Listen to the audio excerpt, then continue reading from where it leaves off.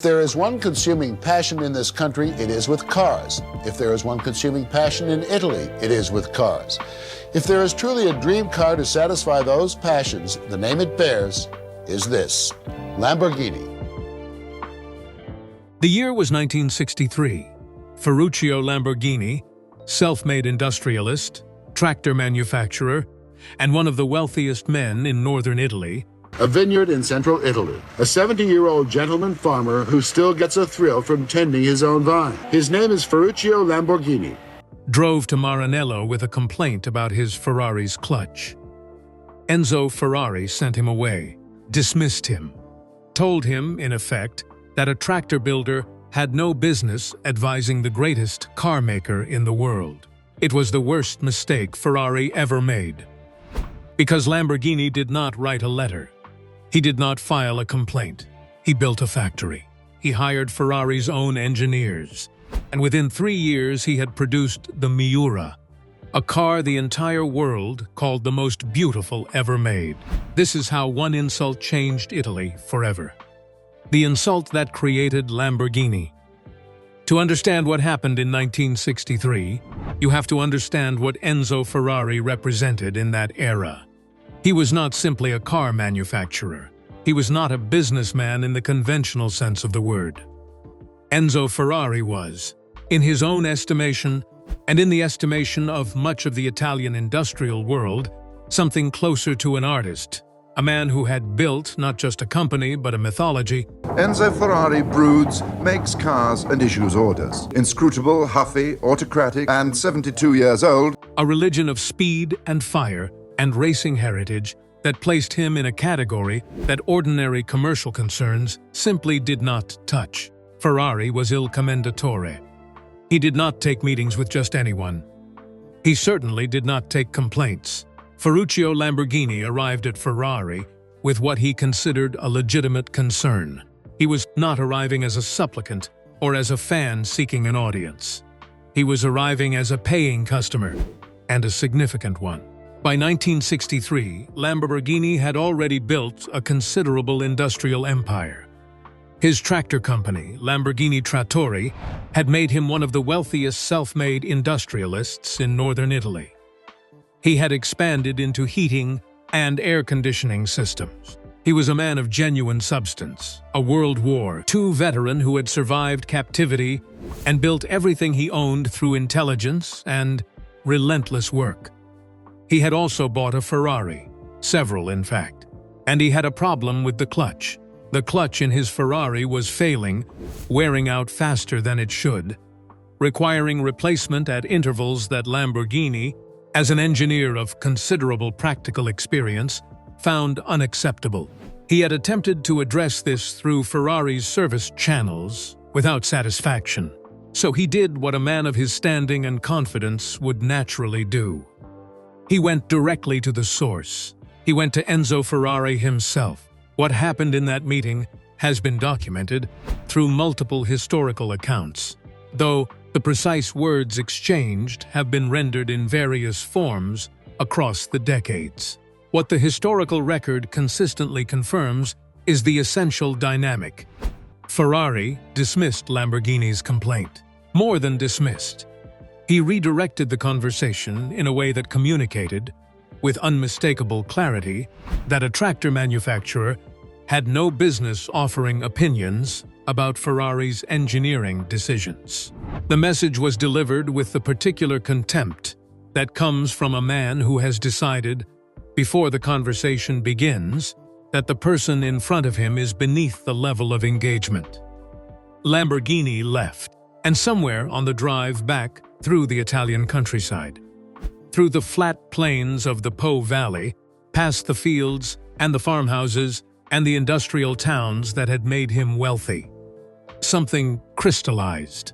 The humiliation of that meeting did not deflate him. It did the opposite. It gave him a direction. It gave him a purpose that was sharper and more motivating than anything pure commercial ambition could have provided. Enzo Ferrari had told him, in effect, that he was not good enough, that his opinion did not matter, that he should stay in his lane. Ferruccio Lamborghini had spent his entire life being told what he could not do. He had a well-documented history of proving those assessments wrong. He was about to do it again, at a scale that would alter the landscape of Italian industry forever. The question Ferrari never considered was a simple one. What happens when the person you dismiss has the resources, the engineering knowledge, and the personal motivation to build something better than what you refuse to improve? The answer to that question would take the form of a raging bull, and it would arrive sooner than anyone in Maranello was prepared for.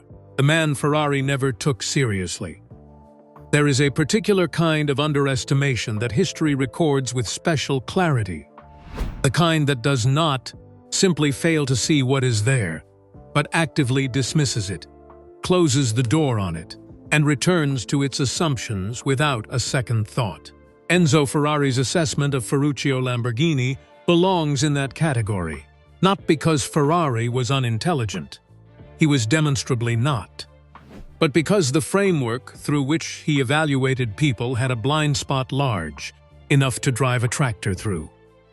Ferruccio Lamborghini was born in 1916 in Rinazzo di Cento, a small town in the Emilia-Romagna region of northern Italy. The geography matters. This is the same corridor, flat, industrial, quietly extraordinary, that produced Ferrari, Maserati, Ducati, and a density of mechanical talent that has no real parallel anywhere else on Earth. Something about this particular stretch of the Po Valley produces people who build things. Lamborghini grew up the son of grape farmers, developed a consuming obsession with engines from early childhood, and pursued formal technical education at the Fratelli Taddia Institute in Bologna with the focused determination of someone who had already decided, before he arrived, what he was going to do with his life. The Second World War took everything and gave back only survival. Lamborghini served in the Italian Royal Air Force, was captured, and spent time as a prisoner of war on the island of Rhodes. The experience did not break him. Experiences like that either break people or clarify them. They strip away comfort and reveal the essential character underneath. What the war revealed in Lamborghini was a man of exceptional practical resourcefulness and a tolerance for difficulty that more comfortable lives never develop. When he returned to Italy in 1945 with nothing except his technical skills and his determination, he was already a more formidable person than the pre-war version of himself had been.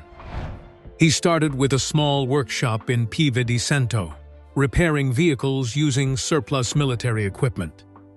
His first significant creation was a tractor assembled from parts salvaged from a British military vehicle, practical, functional, built for a post-war agricultural economy that desperately needed mechanization.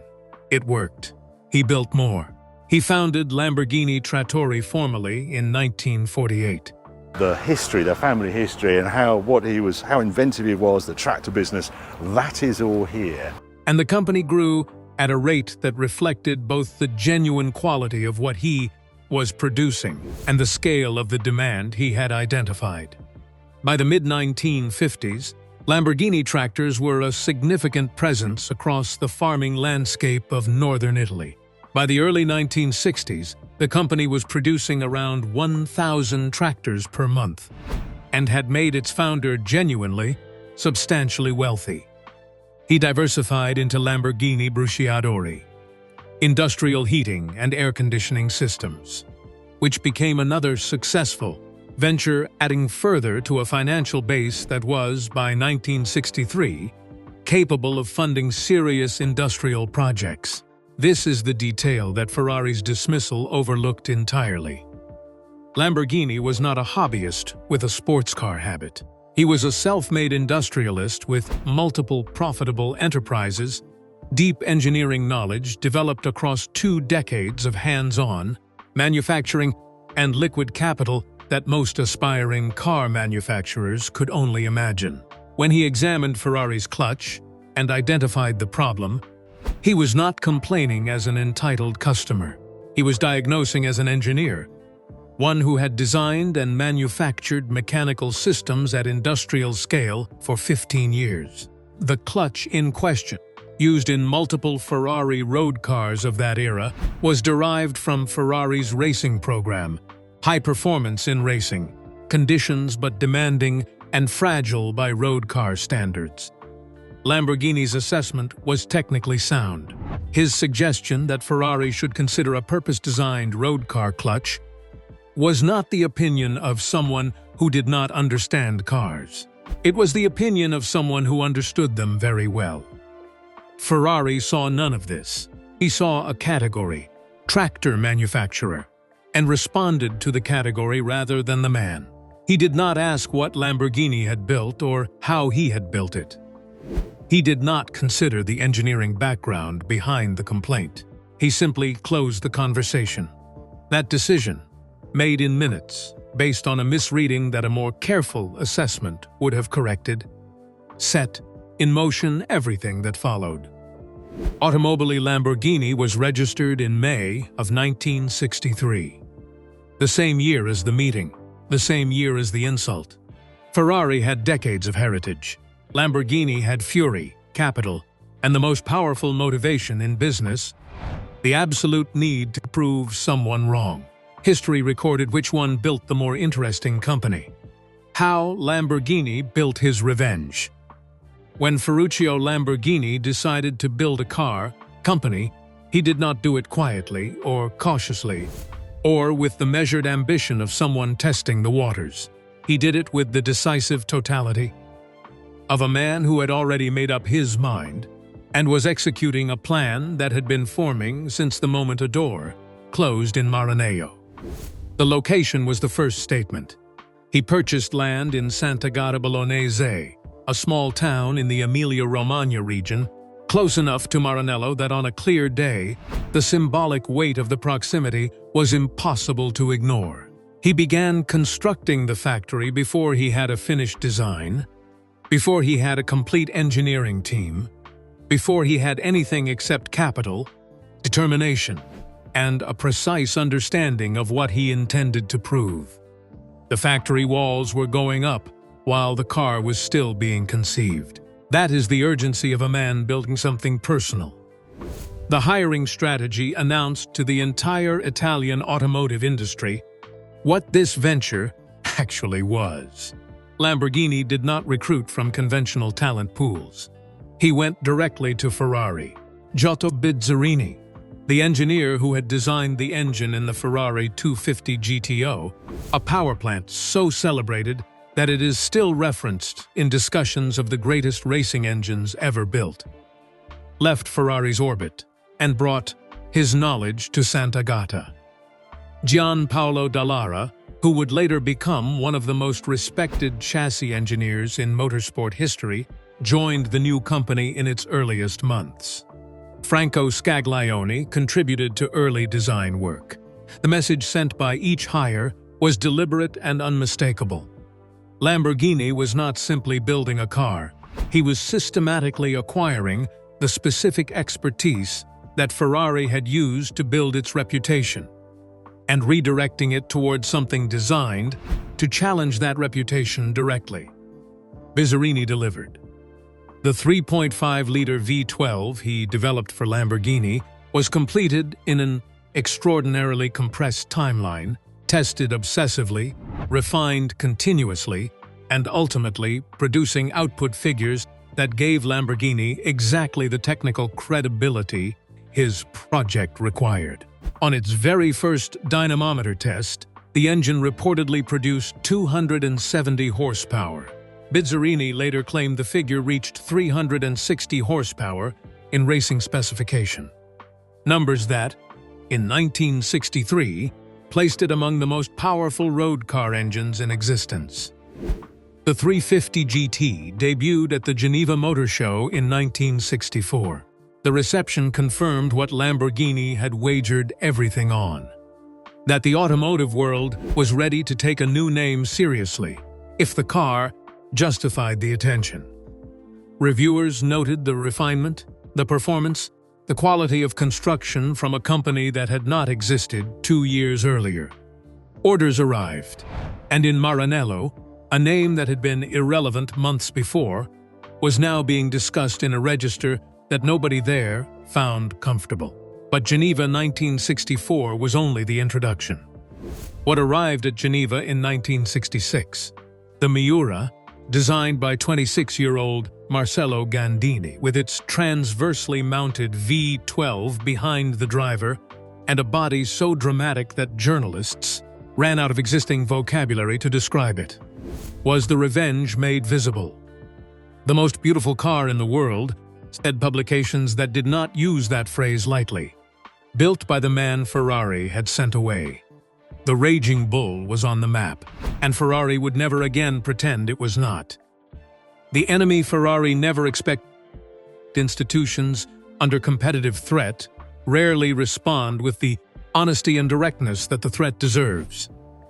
They are more likely to respond with the particular combination of public dismissal and private urgency that characterizes any organization that has been genuinely surprised by a competitor it did not take seriously. Ferrari's institutional response to Lamborghini's rise followed that pattern with a fidelity that, in retrospect, makes the story even more compelling. Publicly, Ferrari maintained the posture that had defined its relationship with competitors throughout its history. The racing heritage was the point. Road cars existed to fund racing. The prancing horse stood for something that a company founded on personal vendetta could not replicate.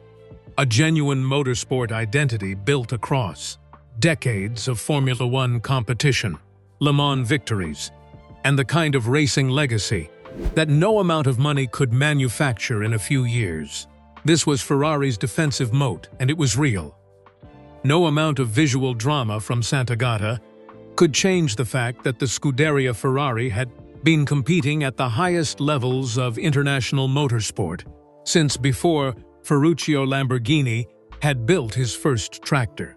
But privately, in the design studios, in the engineering departments, in the conversations between Ferrari's leadership and its most trusted collaborators, the Lamborghini question was being asked with increasing urgency.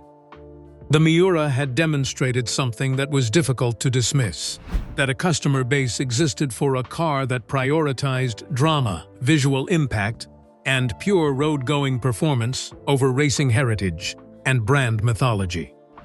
Ferrari had always assumed these were the same customer. The Miura suggested they might not be. The Ferrari Daytona, formerly the 365 GTB/4, introduced in 1968, is the most direct competitive response Ferrari produced to the Lamborghini challenge, and it remains one of the most celebrated automobiles in the company's history.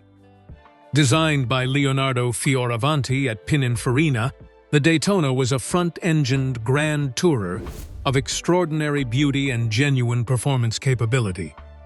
A machine that pushed the boundaries of what a road car could achieve while maintaining the Ferrari philosophy that had always distinguished it from competitors. It was faster than anything Lamborghini had produced to that point. It was visually magnificent, and it communicated, in the clearest possible automotive language, that Ferrari was not going to cede the road car market to a tractor manufacturer without a fight. The debate that followed, Daytona versus Miura, front engine versus mid-engine, Ferrari philosophy versus Lamborghini philosophy, became one of the defining automotive conversations of the 1960s and 70s. Enthusiasts chose sides. Publications ran comparative tests. The arguments were passionate, detailed, and often deeply personal. Because what was really being argued, beneath the technical discussions of weight distribution and aerodynamics, was something more fundamental. What should a supercar be? What values should it represent?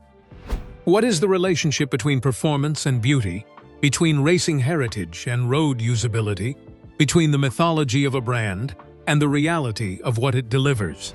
Ferrari answered these questions one way.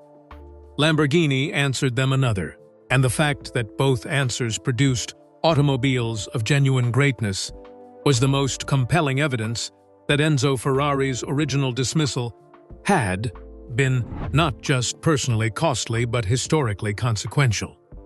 He had not simply insulted a customer. He had inadvertently created the conditions for the most productive rivalry in the history of automotive design: the Ferrari 368 and the Lamborghini Countach, the Ferrari Testarossa and the Lamborghini Diablo. Each generation of the competition produced machines that pushed the other company further than either would have traveled alone. The rivalry that began in a brief, contemptuous meeting in Maranello had become, by the 1980s, the central creative tension of the supercar world. Two visions of Italian automotive excellence, each made sharper and more extraordinary by the existence of the other. Italy had produced both of them, and Italy, in the estimation of the automotive world, had never been more important. Italy will never be the same. The legacy of the rivalry history has a particular way of rendering judgment on the people who make it, not through the arguments they advance or the positions they hold, but through the consequences of their decisions. The ripples that extend outward from a single moment and reshape everything they touch. The consequences of Enzo Ferrari's decision to dismiss Ferruccio Lamborghini in 1963 have been reshaping the automotive world for over 60 years. And the most extraordinary part of that legacy is this: both men won, just not in the way either of them expected. The most immediate consequence was a competitor that forced Ferrari to be better than it might otherwise have been. This is the paradox at the heart of the story. The man Ferrari dismissed ended up being the most valuable thing that ever happened to Ferrari as a creative enterprise. Before Lamborghini existed, Ferrari produced extraordinary automobiles, but it produced them in the particular atmosphere of a company that had no genuine peer in its category. After the Miura appeared at Geneva in 1966 and generated the kind of press response that made automotive journalists reach for words they had never used about a production car. That atmosphere changed permanently. The urgency that only a genuine rival can create entered Maranello and never left. The Ferrari Daytona of 1968 was a direct consequence of that urgency. A machine that Ferrari's own engineers pushed further and faster than the company's internal momentum alone would have demanded. When the Countach debuted in 1971, designed by Marcello Gandini with a visual language so radical that automotive journalists struggled to describe it in conventional terms, Ferrari's response was the Berlinetta Boxer, a mid-engine layout that Ferrari had previously resisted on philosophical grounds. The tractor manufacturer had forced Il Commendatore to change his mind about the fundamental architecture of his own road cars. That is the measure of what Lamborghini built. The Countach itself deserves a moment of separate consideration because its cultural impact extended far beyond anything that can be measured in sales figures or performance statistics. Introduced to the public at the Geneva Motor Show, and subsequently developed across multiple versions, through the 1970s and 80s, the Countach became something that no automobile had quite been before, a universal symbol. The poster, the image that appeared on the walls of bedrooms across every continent, that defined for an entire generation what the word supercar meant, that made millions of people who would never sit in one feel something genuine every time they saw it. Lamborghini had not just built a competitor to Ferrari. He had built a cultural icon that operated on a level beyond automotive competition entirely. Ferrari's response, the Testarossa of 1984, with its distinctive side strakes and its flat 12 engine, confirmed that the rivalry had entered a new phase. These were no longer simply fast cars competing for wealthy customers. They were competing for something larger. For the imagination of the world, for the definition of what Italian engineering and Italian design could achieve at their absolute peak. The Testarossa sold out immediately upon announcement. So did every significant Lamborghini of the same era. The market had divided into two religions, exactly as the founders of both companies would have understood, and neither religion was losing followers. Ferruccio Lamborghini sold his stake in the company in 1972, driven out by the financial pressures of the oil crisis and economic turbulence that claimed many industrial ventures of that era. The man who started the war did not control its final decades. But what he had created was already self-sustaining. The brand, the bull, the philosophy of spectacular excess over refined restraint had taken on a life that no ownership change could extinguish. Enzo Ferrari died in 1988. The prancing horse he built has never stopped running. Two men, one meeting, one closed door. 60 years of the most consequential automotive rivalry in history. Italy gave the world two answers to the same question, and the world has been arguing about which one is right ever since. Here is what history proved. Enzo Ferrari closed a door on a tractor manufacturer, and that tractor manufacturer built the Miura, built the Countach, built the raging bull that ended up on the bedroom walls of an entire generation. Ferrari made Lamborghini possible. He just did not know it in that meeting room in Maranello. And the greatest irony of all, the rivalry that began as personal humiliation made both brands immortal. Ferrari pushed harder because Lamborghini existed. Lamborghini burned brighter because Ferrari refused to listen. Italy gave the world two religions, and the world has never agreed on which one is right. Ferrari or Lamborghini? Drop your answer below. Subscribe. Next week, the Countach story.